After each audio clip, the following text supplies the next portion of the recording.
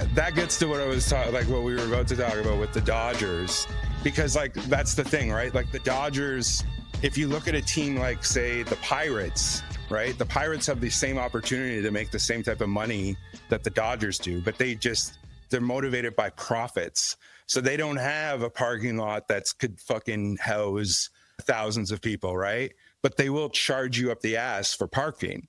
And like the thing about the Dodgers, because of like their vicinity and because of just like the privilege of their geography and all of those things, they're able to like leverage their huge revenue to have a huge payroll to then build more and more infrastructure, you know, based on scouting, their farm system. I've seen that MLB has said that they have the best farm system in the league.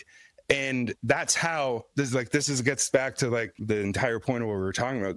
This is how they're able to suppress variance, right? Like they don't operate on luck. They have a huge structure based on everything that they're able to do. They might pay their pitchers a combined $1 billion, but also, you know what won them the World Series? Fucking Andy Pages wasn't even in that game until David Roberts put him in. Then the next play, he made that catch. Like, it doesn't even make sense. He was batting, I think he had a combined average of the series of like 152, like just terrible. But Roberts had the wherewithal to put him in at that moment because he's a great defender, because they have a good team that would understand those, like that, the analytics of that. And then also a guy I haven't mentioned yet was Miguel Rojas, who made the huge play that threw out IKF at home. And again, that guy wasn't in the series at all. He came off the bench. He's also the guy who tied the game late in the game. You know, both those guys, they're not stars. They took chances on paying both of those guys the money that they were getting and keeping them on the team, despite how much, you know, their huge payroll and everything. And those two guys are what won them the World Series. And so like you have teams like, look at like the Brewers, right? For the Brewers, they had success, but if one thing goes wrong, they fold because they're not based on structure. They're based on, their whole success is based on a couple of key guys having success. And then if that fails, getting hot and staying hot. Exactly. Right. And then the Blue Jays, this is what people don't understand. And this is why Blue Jays fans they don't really understand baseball. Yeah. It's like the Blue Jays were not true underdogs. They were just mispriced. You know, the Blue Jays have a top 5 payroll. They have corporate backing. They're backed by one of the largest corporations in Canada. Especially when you like, consider the monopoly and scale of the Canadian economy and that kind of like the proportionality of it. Yeah, exactly. And if anything, the Blue Jays are closer to the Dodgers than anything else.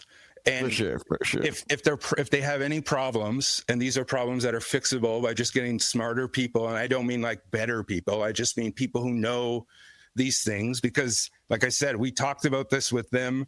They're moving this direction where they're like quantifying things that are unquantifiable. With Schneider and with Springer. Springer had like 3 MVP votes at the end of the season. Like and this is all about their change in approach, their change in mentality. It's all things that are like quantifying the unquantifiable. And that's what they're doing because they have the time and the money of doing this. Because what you're seeing with teams like the Dodgers and the Blue Jays, and this is why we're even fucking talking about baseball right now, is we're seeing like the productive forces, right? Like the productive forces of investment, of billions being reinvested into talent, into technology, into development. And you're seeing the fruits of it. And that's why baseball is becoming more popular.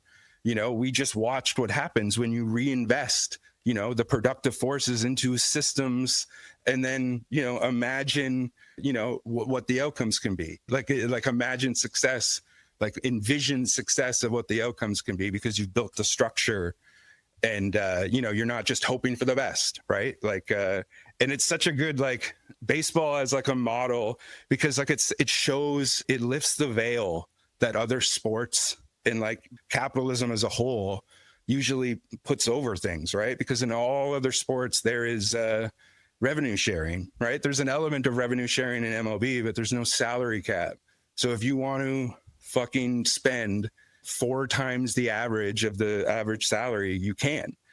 And that's, it's not perfect, right? There's always going to be bad things, like the thing that you said about, like, you could house people instead of having a fucking parking lot here. But like, this is the thing. The Pirates, like I said, they're likely going to force a labor stoppage in the MLB. But the Pirates have an ownership that are parasitical. Like, their entire motivation is profit. They are not they are not trying to lift up the league with the product that they have.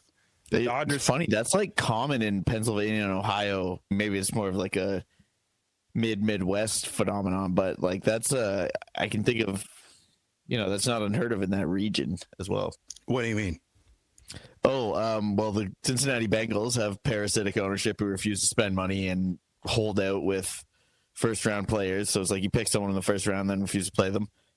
Anyway, maybe it's just sadness there, but yeah, that specific brand of burnt out Midwest sadness. I think there's other examples as well. I feel like, did the Columbus Blue Jackets have like famously terrible ownership at one point as well?